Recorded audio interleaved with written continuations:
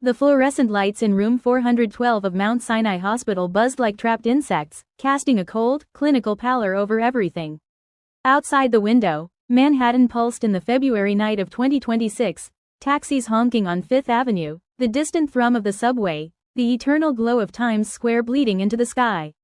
Inside, Eleanor Hayes could barely draw breath without pain knifing through her side. 3 broken ribs, a punctured lung, a fractured pelvis that made even shifting position feel like betrayal by her own skeleton. The doctors had explained it calmly, high-impact collision on the FDR Drive just after midnight. Black ice, they said. A classic New York winter hazard. But Eleanor remembered the argument preceding it, the way Grant's voice had risen, sharp and accusing, the way he'd snatched her keys and told her to handle your own damn mess, before slamming the apartment door. She had driven anyway, tears blurring the taillights ahead, telling herself it was just another fight, just another storm that would pass by morning. She had been wrong. Now she lay propped slightly, oxygen mask fogging with each labored exhale, waiting. Waiting for the man who had promised, in sickness and in health, to walk through that door and prove the vow wasn't entirely hollow. She pictured him arriving with tired eyes, maybe flowers from the bodega downstairs, maybe just his hand closing over hers. Something human. Instead, the door opened with the brisk authority of someone who had already decided the meeting's outcome. Grant Whitaker entered alone. No flowers, no styrofoam cup of terrible hospital coffee as a peace offering. Just him in a charcoal Brioni suit, crisp white shirt, burgundy tie, a uniform of control. In his left hand, a thick manila envelope. He didn't sit. He didn't ask how she felt. He simply placed the envelope on the blanket over her thighs as though delivering quarterly reports. "Sign these," he said. His tone was professional, almost gentle, the way he spoke to junior analysts when terminating them. "While the pain meds are still keeping you reasonable." Eleanor stared at the envelope. The word divorce was visible through the cellophane window in block letters that seemed to grow larger the longer she looked. A laugh escaped her, short, incredulous, immediately punished by a white-hot spike in her ribs. "You're joking," she rasped. "Grant, please tell me this is some cruel, sick joke." He met her eyes without flinching. Those blue eyes she had once thought kind now looked clinical, evaluative. "I've been thinking about this for a long time, Eleanor. 12 years is enough data points to draw a conclusion." He checked his watch, an Omega Seamaster, a 40th birthday gift she had scrimped to buy during a lean year. The gesture felt like punctuation. An appointment running long. "Grant," she whispered, voice cracking on his name. "We said forever." "Forever is a marketing slogan," he replied. "Reality is different. My attorney needs executed copies by Friday. That gives you 3 days. Take the time to review. There's no rush, provided you don't drag this out." He turned toward the door. "Grant, wait." He paused, back to her, shoulders squared. "We've built a life," she said. "The apartment, the accounts, our friends. You can't just erase it like a bad quarter." "I'm not erasing anything," he said without turning. "I'm reallocating assets efficiently. You'll be taken care of. Modestly. Fairly. You'll land on your feet, you always do." And then he was gone, the door sighing shut with the soft click of finality. In the silence that followed, Eleanor felt something shift inside her chest, not just broken bone, but something deeper. A fault line long ignored finally giving way. She didn't know it yet, but Grant Whitaker had just made the single most catastrophic miscalculation of his life. He had no idea who was really watching. The invisible ledger. Eleanor Marie Hayes had not grown up expecting invisibility. Born in 1992 in Naperville, Illinois, a picture-perfect Chicago suburb of cul-de-sacs, excellent schools, and minivans, she had been the only child of Victor and Margaret Langston. Her father was already a rising name in tech by then, early patents in machine learning, quiet investments that ballooned during the dot-com frenzy. Her mother was the warmth, PTA president, volunteer at the animal shelter, the one who made sure Eleanor had homemade costumes for every Halloween and real candles on every birthday cake. When Margaret was diagnosed with pancreatic cancer in 2009, the family fractured quietly at first, then catastrophically. Victor threw money at specialists, flew in experts from Mayo Clinic and Sloan Kettering, but nothing stopped the inevitable. Margaret died in March 2011, 2 weeks after Eleanor's 18th birthday. Victor responded the only way he knew how, by disappearing into work. Acquisitions, mergers, new headquarters in Palo Alto, private jets. Eleanor watched her father become a ghost in his own house. The arguments started small, Eleanor begging him to stay home one weekend, Victor promising next month. They escalated. She accused him of choosing money over family. He accused her of not understanding sacrifice. At 19 she left for NYU, legally changing her last name to Hayes, her mother's maiden name, as a declaration of independence. "I don't want your money," she told him during their last real conversation. "I don't want anything that reminds me of how you left us both." Victor hadn't argued. He simply nodded, signed the paperwork allowing the name change, and vanished from her life. Or so she thought. What Eleanor never knew. Victor never stopped watching. Never stopped caring. He simply changed tactics. Anonymous scholarships that covered her tuition gap. Random apartment listings in safe buildings with below market rent. A generous alum donation that funded her first real job at a boutique ad agency. He stayed invisible because she had demanded it, but he never left. Meanwhile, Eleanor built a life that looked enviable from the outside. She met Grant Whitaker in the fall of 2013 at a fintech mixer in the Goldman Sachs building. He was 28, already a VP at Innovatech, a blockchain payments startup that would later explode during the 2021 crypto boom. He had the easy charm of someone who had never doubted he belonged in any room. Texas drawl softened by years in the Northeast, Harvard MBA, stories about coding in his parents' garage in Plano. Eleanor, 21 and hungry to prove she could make it without her father's shadow, was captivated. They married the following summer in Central Park, small, elegant, paid for mostly with her savings and his bonus. Honeymoon in Maui. Instagram posts that made friends jealous. The American dream in high definition. The cracks appeared slowly. It was comments. Little jabs about her fancy college friends, her refusal to take his last name. "Whitaker sounds stronger for business," he'd said half joking. Then the monitoring. Location sharing, for safety, questions about late nights at client dinners. By year 5 the control had teeth. He disliked her keeping her own bank account. Disliked her traveling for work. Disliked any reminder that she had a life predating him. The first shove came in October 2020, during lockdown. They were trapped in their Tribeca loft, tempers frayed by Zoom fatigue and stock market volatility. She had questioned a mysterious wire transfer from Innovate's operating account to a personal crypto wallet. He'd exploded, called her paranoid, controlling, ungrateful. When she tried to walk away he grabbed her wrist hard enough to leave marks, then shoved her backward into the kitchen island. He apologized the next day with tears, flowers, promises. "I'm under so much pressure, baby. The board is breathing down my neck." She forgave him because forgiveness felt easier than starting over at 30 in a city that punished single women with sky-high rent. The pattern repeated. Bruises faded. Apologies arrived. She told herself it wasn't abuse, just stress.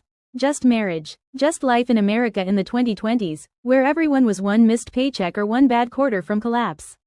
Until the night of February 12, 2026. The fight had been about money again, always money. She had found statements showing millions funneled offshore, disguised as consulting fees. When confronted, Grant's face went blank, then furious. "You're spying on me now?" he shouted. "I'm trying to understand why our joint account is bleeding while you're buying vintage watches and booking suites in Vegas." He snatched her phone, deleted the banking app, then threw it across the room. "Get out," he said. "Drive yourself to your little friend in Brooklyn if you're so independent." She left. The Tesla skidded on black ice near the Brooklyn Bridge exit, or maybe the brakes hesitated a half-second longer than they should have. She didn't remember. Only the spin, the crunch of metal, the world tilting into darkness. And now this. Divorce papers on a hospital blanket, delivered like a termination memo. Chapter 2. The Shadow Empire. 3,000 miles away, in a penthouse atop Nob Hill in San Francisco, Victor Langston watched the security feed from Mount Sinai Hospital. He was 68 now, silver-haired, still trim from daily laps in his private pool. The room around him was spare, teak floors, floor-to-ceiling glass, a single Eames chair facing a wall of monitors. No family photos, no art, just data. One screen showed Eleanor's vitals, pulled from the hospital's electronic records, a firewall his team had bypassed in under 90 seconds. Another displayed Grant Whitaker's latest emails, texts, calendar entries. A third ran real-time stock tickers for Innovatech, whose market cap had quietly been acquired through a daisy chain of holding companies over the previous 6 months. Victor had known about Grant for years. The first background check, run when Eleanor started dating him, raised flags. A dismissed assault charge from college, whispers of creative accounting at his first job. Victor had almost intervened then, almost called his daughter, almost broken his promise to stay away. But she had sounded so happy on the phone. So determined to build something of her own. He stayed silent. As the years passed, the file grew thicker. Gambling losses covered by bonuses. Offshore accounts in the Caymans and Cyprus. Mistresses paid through shell LLCs. And the violence, hospital visits Eleanor never reported, security camera stills from their building lobby showing her wearing sunglasses indoors in January. Victor had waited, patient, methodical. Then, in August 2025, Innovatech became vulnerable. Antitrust scrutiny in Washington. A class action lawsuit from early investors alleging misrepresentation of blockchain security. Stock price sagged just enough. Victor struck. Through 37 separate entities, most registered in Delaware, Wyoming, Nevada, he accumulated 78% of voting shares. Grant remained CEO, blissfully unaware that every decision he made was now subject to approval by a board he no longer controlled. The final piece arrived 6 weeks ago, forensic accounting reports proving embezzlement north of $47 million over 8 years. Enough for federal wire fraud, tax evasion, securities violations. Enough to send Grant to prison for decades. Victor had planned a slow, surgical dismantling. Let Grant feel the walls closing in gradually, stock alerts, boardroom whispers, SEC letters. A corporate death by 1,000 cuts. But the hospital footage changed everything. Seeing his daughter, his only child, broken in a bed, while her husband delivered divorce papers like a process server lit something primal in Victor.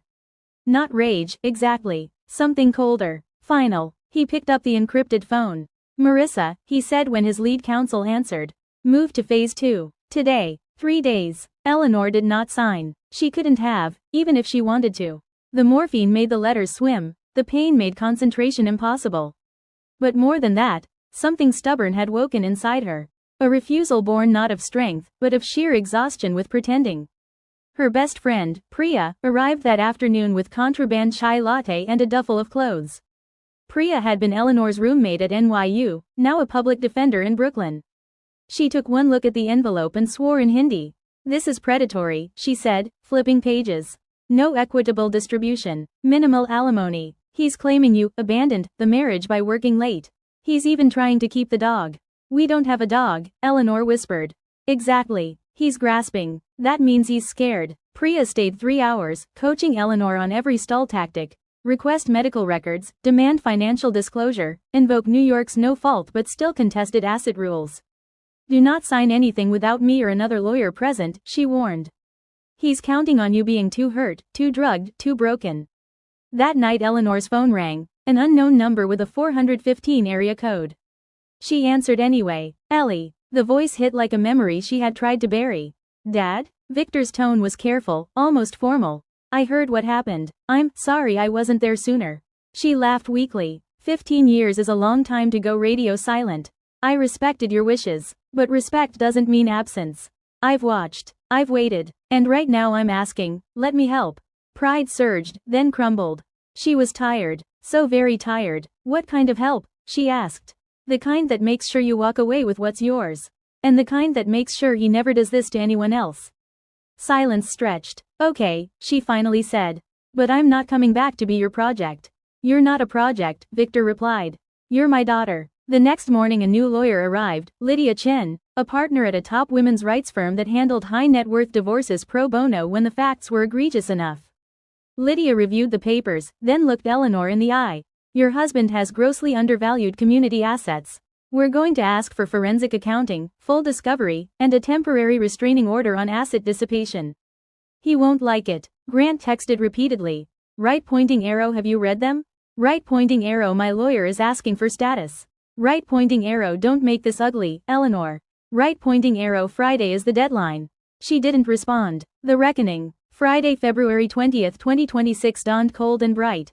Grant Whitaker arrived at Innovatech's Midtown headquarters at 7:45 a.m., already on his third espresso. The lobby Christmas tree, still up because the board liked the holiday spirit, optics, felt mocking now. The SEC had sent a formal notice of investigation yesterday. Stock was down 14% pre-market. Board members were requesting an emergency session. He strode into the 42nd floor boardroom at 8:30 sharp. And froze. The usual 12 chairs were occupied by only 4 people. 3 he recognized, loyalists he had installed. The fourth sat at the head of the table, silver hair, charcoal suit, eyes the same hazel as Eleanor's. "Good morning, Mr. Whitaker," the man said. Voice calm, decisive. "Please sit." Grant remained standing. "Who the hell are you?" "Victor Langston, chairman of the board of the entity that now controls 78.4% of Innovage's voting shares." The room temperature seemed to drop 10 degrees. "That's impossible," Grant said. "I would have been notified." "You were," Victor replied. "Multiple times. Through proxies, through filings, through the shareholder notices you apparently ignored. Perhaps you were distracted." He slid a slim folder across the polished table. Grant opened it with hands that suddenly felt numb. Bank records, email chains, wire confirmations, photos, him with a woman in a Vegas suite, timestamp 2024. Casino chips paid from Innovage's corporate card. A spreadsheet detailing $47.3 million in unauthorized transfers. "You've been stealing from your own company," Victor said evenly. "Embezzling, tax fraud, securities violations. The U.S. Attorney's Office for the Southern District of New York has received duplicate files. They're preparing indictments." Grant's mouth opened, closed. "This is blackmail." "No," Victor said. "This is consequence." He placed another document in front of Grant, a resignation letter, already drafted. A settlement agreement transferring all personal claims to marital assets to Eleanor. A personal guarantee to repay $47 million within 90 days. "Sign," Victor said, "and you walk away with no jail time, though your reputation will be destroyed. Refuse, and you'll spend the next decade in federal prison. The choice is yours, but it's the only one you have left." Grant looked around the table. Every face was stone. He checked his watch, old habit. Time had run out. He signed. Security escorted him to the elevator. His keycard no longer worked. Dawn. 6 months later, Eleanor walked, slowly, with a cane but under her own power, into a sunlit loft in Dumbo, Brooklyn. The space was hers. Purchased with proceeds from the divorce settlement and a portion of Innovatech stock Victor had quietly transferred. Priya had helped her move in the week before. There were plants on every windowsill, bookshelves half filled, a new rescue mutt named Margaret snoring on a dog bed. Victor visited once a month now. They talked, carefully at first, then more easily. He didn't try to buy her forgiveness, she didn't demand it. They simply started again, one conversation at a time. Grant disappeared from public life. Indicted on 16 counts. Last seen in a grainy photo boarding a flight to Lisbon, reputation in tatters. Eleanor started a nonprofit, Invisible No More, offering legal aid, therapy, and job training to survivors of financial and physical abuse. Funding came from a mix of grants, donations, and a quiet endowment from Victor. She spoke at shelters, at women's conferences, on podcasts. She told her story, not for pity, but for proof. Because the lesson wasn't revenge. It was simpler, harder, truer.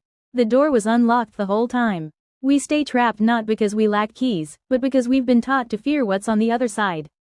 The people who hurt us depend on that fear. On our silence. On our belief that we deserve the cage. But cages can be opened. Help can be accepted. And freedom, real, messy, beautiful freedom, begins the moment you decide you are worth walking through the door. You are. Always have been.